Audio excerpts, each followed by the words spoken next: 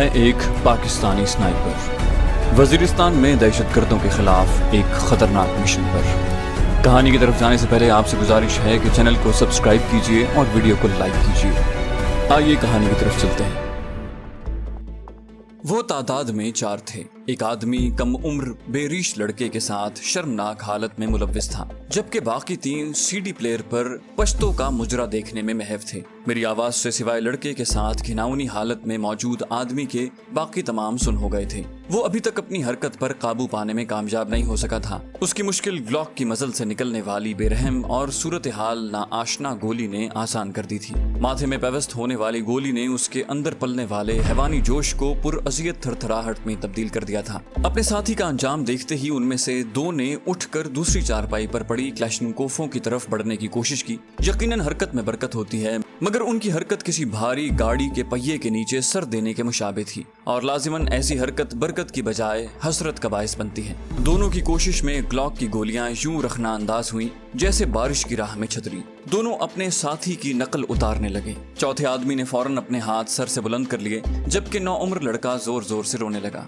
मैंने कहा, चुप, जल्दी से कपड़े पहनो। वो लरसता हुआ अपने लिबास की तरफ मुतवज्जे हुआ। मैंने जोर से कहा, हालात काबू में हैं, बाहर ही रहो। पलवशा तक अपनी खैरियत पहुंचाकर मैं आगे बढ़कर माहिराना अंदाज में चौथे आदमी की तलाशी लेने लगा, मगर उसकी जेबों में कोई काबिल जिक्र चीज मौजूद नहीं थी। उसकी कमीज उतार कर मैं उसी से उसके हाथ पुश्त पर बांधने लगा। LED की स्क्रीन पर पश्तों के भड़कीले गीत पर चुस्त शलवार कमीज में मलबूस एक रक्कासा जिस्म को यूं तोड़ मोड़ रही थी जैसे उसे तशन्नुज के दौरे पड़ रहे हों। जितने वाहियात उस गाने के बोल थे, उससे कई गुना वाहियात उस लड़की का रक्स था। मेरे पास इतना वक्त नहीं था कि CD प्लेयर या LED को ऑफ करता। मेरे कीमती वक्त को बचाने के लिए ग्लॉक की गोली काम आई।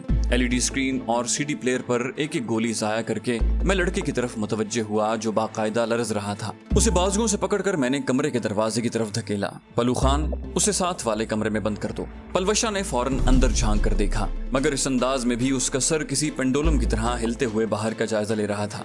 लड़के को बाजू से पकड़कर बगैर कोई सवाल किए उसने बाहर खींच लिया। मैंने कहा, कमरे में हथियार की गैर मौजूदगी को यकीनी बना लेना। ये जानते हुए भी कि पलवशा कोई बेएहतियाती नहीं करेगी, मैंने मशवरा देने में बुखल से काम नहीं लिया था। तुम अच्छा नहीं कर रहे SS।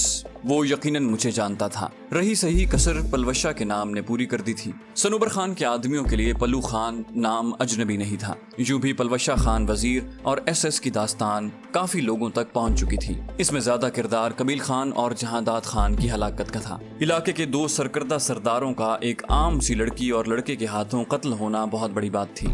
मैंने इत्मीनान भरे लहजे में कहा, हाँ, तुम जैसे इंसान दुश्मन का जमीन से सफाया करना यकीनन अच्छा नहीं, बहुत अच्छा काम है। वो बोला, तुम्हारी हमारे साथ कोई दुश्मनी नहीं। मैं इत्मीनान भरे लहजे में बोला, मगर मेरी तो है। वो बोला, वजह? मैंने कहा, तुम मेरे वतन के दुश्मन हो और मेरे लिए यही वजह काफी है। वो बोला, सरदार सनोबर खान इस बार तुम्हें माफ नहीं करेगा। उसने दबे लफ्जों में धमकियां देना चाही। इस मर्तबा मेरा हाथ घूमा और वो उलटकर पीछे को गिरा। मैंने उसे सर के बालों से पकड़कर सीधा बिठाया। मैं तुम्हारी धमकियां सुनने नहीं आया, इसलिए जो पूछता हूँ आराम से उसका जवाब देते रहो। वो कोई लफ्ज मुंह से निकाले बगैर कीना तोज नजरों से मुझे घूरने लगा। मैंने पूछा, तुम्हारा नाम? वो आहिस्ता से बोला, शाहजहां। मैंने कहा, बाकी लोग कहाँ दफा हो गए हैं? मैंने जानते बूझते ऐसा सवाल किया था जिसकी बाबत मुझे मालूम था। वो बोला, थोड़ी देर पहले यहाँ से निकले हैं, बस आते ही होंगे। उसने सफाई से झूठ बोला और मैं उसके झूठ बोलने का ही मुंतजिर था। अगले सवाल से पहले मैंने चारपाई पर पड़ी क्लैशनिकोफ की स्लिंग निकालकर उसकी नंगी पीठ पर चाबुक की तरह तवातुर से बरसाई। उसने सख्ती से होंठ भींच लिए थे, मगर ज्यादा देर सब्र न कर सका और जल्द ही कराहने पर मजबूर हो गया। उसकी पीठ पर सुर्ख लकीरें पड़ गई थी, किसी किसी जगह से खून भी रिसने लगा था। मैंने कहा, यकीनन अब झूठ नहीं बोलोगे। उसकी कराहें जब चीखने में तब्दील हो गईं, तो हाथ रोककर मैं दोबारा उससे मुखातिब हुआ। उसने कराहते हुए जबान खोली, तुम ज्यादती कर रहे हो। मैं मुस्कुराया। झूठे जवाब पर इतनी ज्यादती तो रवा है। बाकी जवाब देते हुए ये ध्यान में रहे कि कुछ सवालात के जवाबात मुझे मालूम है और ऐसे सवालात का मकसद तुम्हारी सच्चाई को जांचना है। ये आखिरी वार्निंग थी, इसके बाद तुम्हारा झूठ जिंदगी का आखिरी झूठ साबित होगा। उसने बेबसी से होंठों पर जबान फेरी और सर झुका लिया। मैंने अपना सवाल दोहराया, तो बाकी लोग कहाँ गए हैं? वो बोला, अंगूर अड्डे वाली हवेली में आज सरदार सनोबर खान एक बहुत बड़ी पार्टी दे रहा है, जहां उनके हलीफ सरदार भी आएंगे, चंद गैर मुल्की मेहमान भी हैं। इस मर्तबा उसने सच बताते हुए तफसीली जवाब दिया। मैंने कहा शाबाश, अब जरा ये बताओ साथ वाली हवेली में कितने मुहाफिज हैं? वो बोला कोई भी नहीं है। मैंने कहा घर में कितने मर्द होंगे? वो बोला कोई मर्द नहीं है, औरतें और बच्चे हैं। मैंने कहा एक गहरा सांस लेते हुए मैंने सवालात का सिलसिला जारी रखा। इस दौरान पलवशा भी अंदर आकर खामोशी से बैठ गई थी। मैंने सवालिया नजरों से उसकी जानिब देखा। वो जल्दी से बोली तमाम बैठक छान ली है, कोई भी नहीं है। मैं दोबारा शाहजहां से सवालात करने लगा। सवालात के इख्तिताम पर मैंने पलवशा की जानिब देखा, गोया उसका कोई सवाल था तो वो कर सकती थी। वो जहरखंद लहजे में मुस्तफसिर हुई, शाहजहां, याद है मेरे मासूम भाई के बारे में गिलाजत उगलते वक्त सनोबर खान ने तुम्हारी तरफ इशारा करके क्या कहा था कि उसके पास ऐसे आदमी मौजूद हैं जो कम सिन लड़कों का शौक रखते हैं? वो थूक निगलते हुए बोला, वो तो सरदार ने तुम्हें डराने के लिए कहा था। वो बोली और तुमने कहा था कि मेरे भाई के बाद मेरे साथ भी ऐसा ही सलूक करोगे। पलवशा के इत्मीनान भरे लहजे में कोई ऐसी धमकी पोशीदा थी कि वो थर थर कांपने लगा। मैं उसने कुछ कहना चाहा मगर पलवशा ने ग्लॉक सीधा करते हुए उसकी छाती में गोली उतार दी। बकवास बंद करो कंजर। यकीनन वो मजीद वक्त जाया करने के हक में नहीं थी। शाहजहां का फड़कना रुकते ही मैंने उसे मुतवज्जे किया, चलें? वो बोली चलना ही पड़ेगा। LED आपने यूं भी तोड़ दी है, वरना जो गाना लगा था उस पर मैं बहुत अच्छा रक्स पेश कर सकती थी। मैंने कहा बकवास बंद करो। वो बोली अच्छा एक खुशी की बात बताऊं? मैंने फलसफियाना लहजे में कहा खुशी की बात छुपानी तो नहीं चाहिए। वो बोली मेरी सौकन भी यहाँ मौजूद है। मैंने कहा सौकन? वो वजाहत करते हुए मुस्कुराई, बैरेट M107। उसे मैंने उस्ताद मोहतरम राव तसव्वुर का मकूला सुनाया था और वो उसे भूला नहीं था। मैं बेसब्री से मुस्तफसिर हुआ, कहाँ है? वो बोली आए। मुझे साथ लेकर जुनूबी तरफ बने खवास के कमरे की तरफ बढ़ गई। वहीं एक कमरे में बैरेट M107 का मुकम्मल सामान मौजूद था। उसके साथ 60 के करीब फालतू गोलियां भी मौजूद थी। वो कीमती राइफल देखते ही खुशी से मेरी बाछें खिल गई थी। मैं मोहब्बत भरे अंदाज में राइफल की बॉडी पर हाथ फेरने लगा। मुझे देखकर पलवशा कहने लगी, राजू मुझे जलन महसूस हो रही है। मुझे हंसी आ गई। मैंने कहा पागल। बोली अच्छा एक और बात, यहाँ तहखाना भी मौजूद है जिसमें काफी हथियार और गोला बारूद मौजूद है। जोश भरे अंदाज में मैं उसके साथ तहखाने की तरफ बढ़ गया। तहखाने का दरवाजा साथ वाले कमरे में मौजूद था। तहखाना 2 कमरों पर मुश्तमिल था। दोनों कमरों की लंबाई चौड़ाई 15-16 फुट के करीब होगी। वो दोनों कमरे ऐन उन खास कमरों के नीचे बने हुए थे। एक कमरे में लकड़ी के बक्सों में नई क्लैशनकोफें, रूगर MP9 semi automatic pistol, rocket launcher और स्नाइपर राइफल ड्रैगनॉफ भरी हुई थी। क्लैशनकोफों की तादाद ज्यादा थी। कमरे की दीवारों के साथ इन हथियारों के एमुनिशन की भरी हुई पेटियां रखी हुई थी, जबकि दूसरे कमरे में बारूद की थैलियां, मुख्तलिफ किस्म के स्विच, सेफ्टी फ्यूज और डेटोनेटर पड़े हुए थे। उसके साथ मुख्तलिफ किस्म के बारूदी फंदे, टाइम बम और टैंक शिकन बारूदी सुरंगें भी पड़ी दिखाई दी।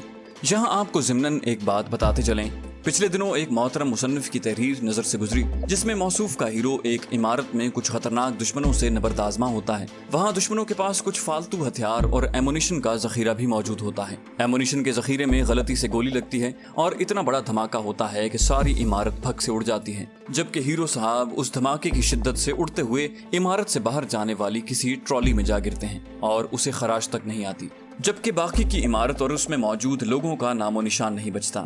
ये सब पढ़ने के बाद समझ ना आया कि हंसें या रोएं। सबके मरने के बावजूद हीरो मियाँ कैसे बच गए, ये तो खैर एक अलहदा मौजू है। लेकिन मसला तो ये है कि एमुनिशन के जखीरे में गोली लगने से इस तरह का धमाका हो सकता है या नहीं। ये बात उतनी ही बड़ी दस्तकयास है कि जितनी पानी को आग लगना, क्योंकि बारूद का जखीरा भी इस तरह गोली लगने से एकदम धमाके से नहीं फटता। जबकि जनाब मुसन्निफ ने हथियारों के एमुनिशन को यूं धमाके से फाड़ा जैसे कोई तैयार शुदा डेमोलिशन सेट या IED हो। यकीनन मोहतरम ने किसी इंग्लिश फिल्म का सीन देखकर ये मंजर तराशा होगा।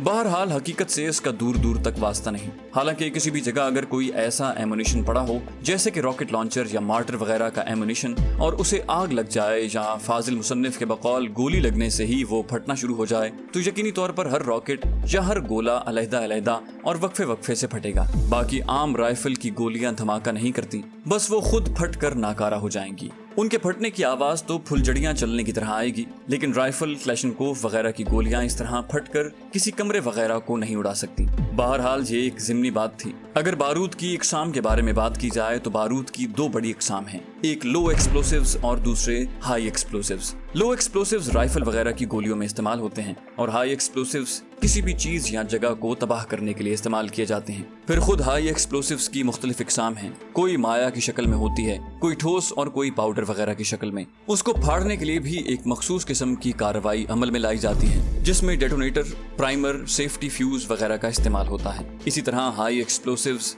इसी तरह हाई एक्सप्लोसिव्स बारूद को शैतानी फंदों में भी लगाकर इस्तेमाल किया जाता है, जिनमें कुछ फंदे ऐसे होते हैं जो खींचने पर चाल करते हैं, जिन्हें दरवाजों और खिड़कियों वगैरह में इस्तेमाल किया जाता है। कुछ फंदे वजन पड़ जाने पर चलते हैं, जैसे बारूदी सुरंगें, कुछ वजन हटने पर चाल करते हैं। ऐसे फंदे आम इस्तेमाल की ऐसी चीजों के नीचे रख कर इस्तेमाल किए जाते हैं जिन्हें आम रोजमर्रा में लोग दाएं बाएं करते रहें। इनमें कुछ ऐसे होते हैं जो मखसूस वक्त पर चलते हैं, जिन्हें टाइम बम कहा जाता है। खैर, ये चंद बारूद के बारे में बातें थीं, वरना बारूद अपने आप में एक बड़ा मौजू और मुस्तकिल इल्म है।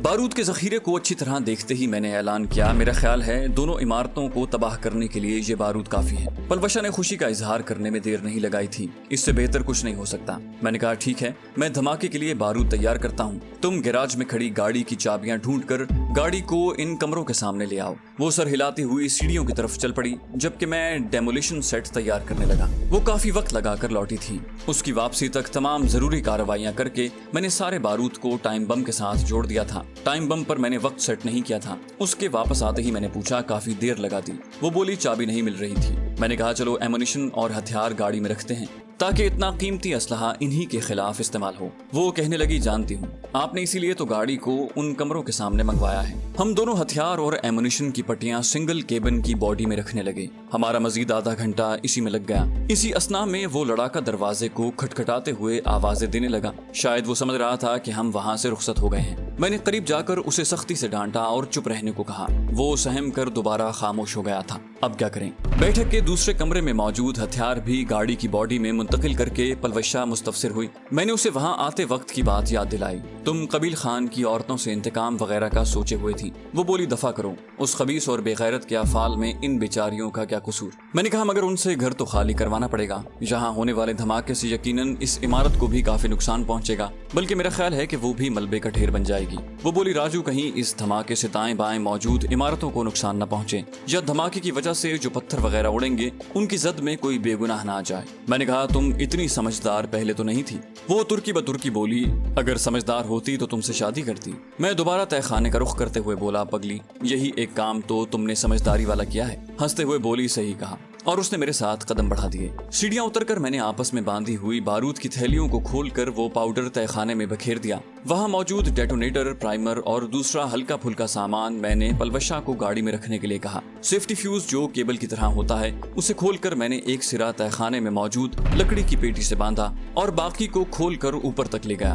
वहां से जाते वक्त मैं उसे आग लगाना चाहता था ताकि वो तहखाने में बिखरे तमाम बारूद को जाया कर दे। डेटोनेटर के बगैर वो बारूद धमाका नहीं कर सकता था, बस जल कर जाया हो जाता। बाहर जाकर सबसे पहले तो उस लड़के को कमरे से निकाल कर 2-3 थप्पड़ लगाए और वहां से भाग जाने का कहा। उसके भाग जाते ही मैंने पलवशा को दाखिली दरवाजा खोलने का कहा और खुद सेफ्टी फ्यूज को आग लगाकर गाड़ी में बैठ गया। सेफ्टी फ्यूज की लंबाई 35-40 फुट थी। सेफ्टी फ्यूज 1 मिनट में 2 फुट के करीब जलता है। इस तरह 20 मिनट के बाद ही आग तहखाने तक पहुंच पाती। गाड़ी के दरवाजे से बाहर जाते ही पलवशा ने दरवाजा बाहर ही से कुंडी करके मेरे साथ आ बैठी। अगर गाड़ी को मैं वहां से अपने ठिकाने पर ले जाता तो खतरा था कि सनोबर खान के किसी हमदर्द की नजर पड़ जाती, या यूं ही बरसबीले तस्करा ही कोई उसका जिक्र सनोबर खान या उसके किसी आदमी से कर सकता था। इसलिए मैं अंगूर अड्डे वाली सड़क पर आगे निकलता गया।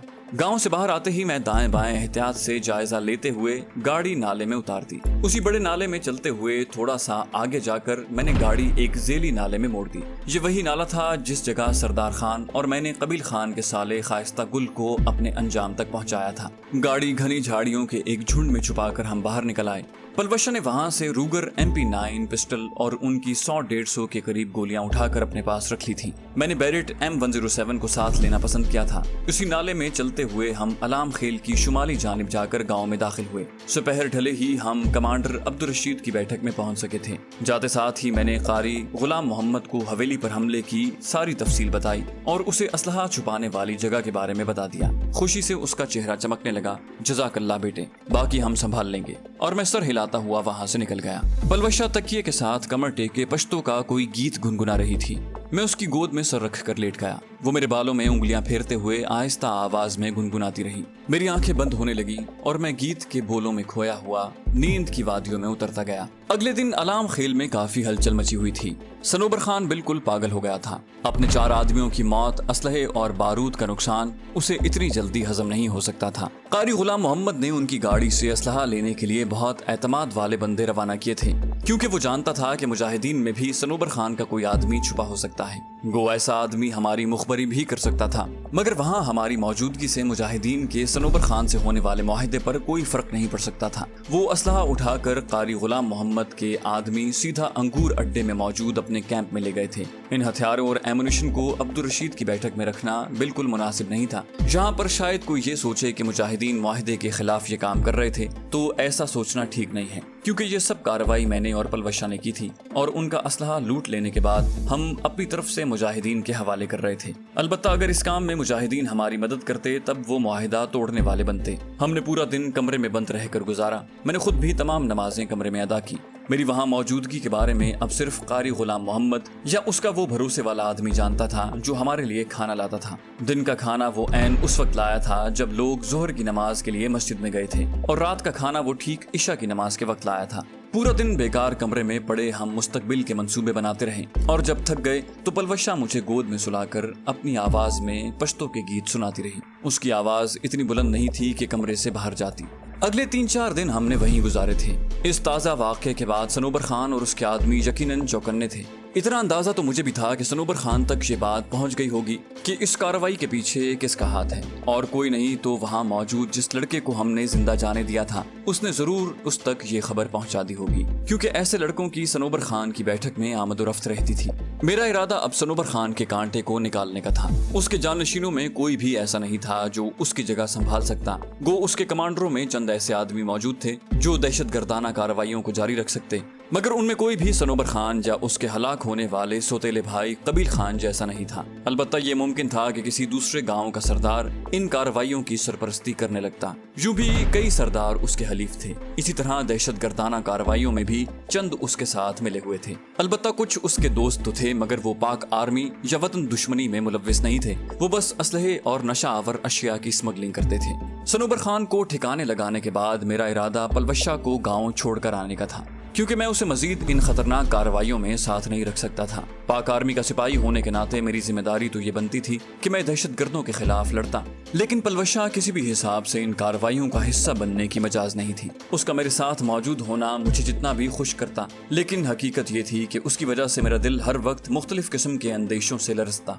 वो तरबियत याफ्ता, हौसलामंद, बहादुर और दलेर लड़की थी जो दुश्मनों को नाकों चने चबाने की सलाहियत रखती थी, लेकिन मैं चाहता था कि उसे इन मुश्किलों से दूर रखूं। रात काफी गुजर गई थी। बातें करते करते पलवशा की आंखें बंद होने लगी। अचानक दरवाजे पर दस्तक हुई। मैं हड़बड़ा कर उठ बैठा और दरवाजा खोलने लगा। पलवशा फौरन रजाई में घुस गई थी।